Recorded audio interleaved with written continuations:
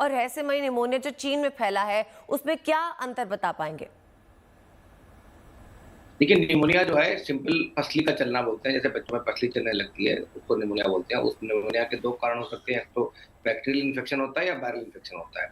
और नॉर्मली बच्चों में हर दुनिया में हर जगह कॉमन है और उनके नोन पैथोजेंस होते हैं, जैसे माइकोप्लाज्मा है या बैक्टीरियाज़ हैं बहुत सारे, इसमें एच इन्फ्लुएंजा है, निमोकोकल है, इस तरह के स्टेफाइलोकोकस है। तो ऐसे बैक्टीरिया जो होते हैं, कुछ वायरस होते हैं, रेस्पिरेटरी सिंसिटिव वायरस है या और बहुत तरह के वायरसेस हैं जिनसे अपर रेस्पिरेटरी ट्रैक्ट इन्फेक्शन या निमोनिया होता है।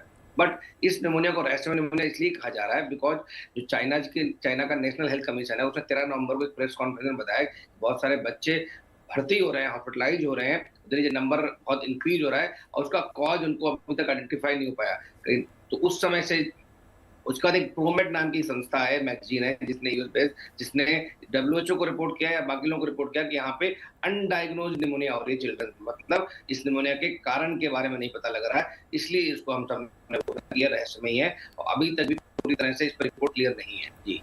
जी, डॉक्टर साहब, तो इसके जो सिम्पटम्स हैं अनडायग्नोस्ड निमोनिया के, फेफड़ों में सूजन है, बुखार होना है, और आम तौर पे जब बच्चों में निमोनिया होता है तो उसके भी लक्षण कुछ ऐसे ही होते हैं।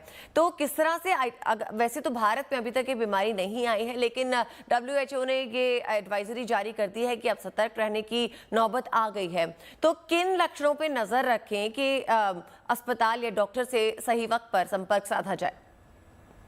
देखिए, अगर इस तरह की निमोनिया को हम लोग कैटेगराइज़ करते हैं, उसको बोलते हैं इन्फ्लुएंजा लाइक इलनेस। मतलब इन्फ्लुएंजा लाइक इलनेस के क्या सिम्पटम्स होते हैं?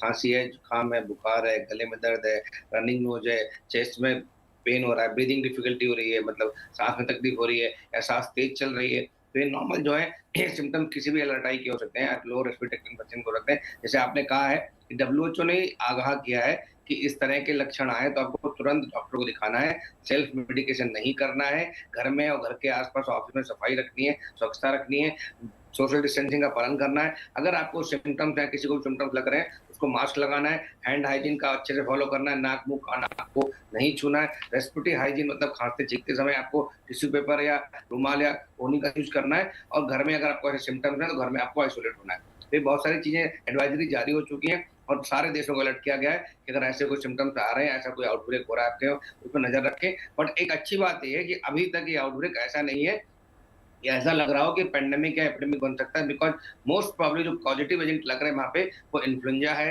रेस्पिरेटरी सिंसिटिव वायरस है या माइकोप्लाज्मा है। इस तरह के वायरस लग रहे हैं जो नॉर्मली कॉमनली इस एज में और इस सीज़न में फैलते हैं और इन्फेक्शन बढ़ते हैं। तो हो सकता है बिकॉज़ चाइना में बहुत दिनों तक लॉकडाउन रहा तो बच्चों की इम्यूनिटी कम हो गई हो, तो छोटा-सा वायरस या छोटा-सा बैक्टीरिया इन्फेक्शन करके उनके अंदर सीरियस कॉम्प्लिकेशन है, सीरियस निमोनिया कर रहा है, तो ये भी एक संभावना हो सकती है। जी। जी,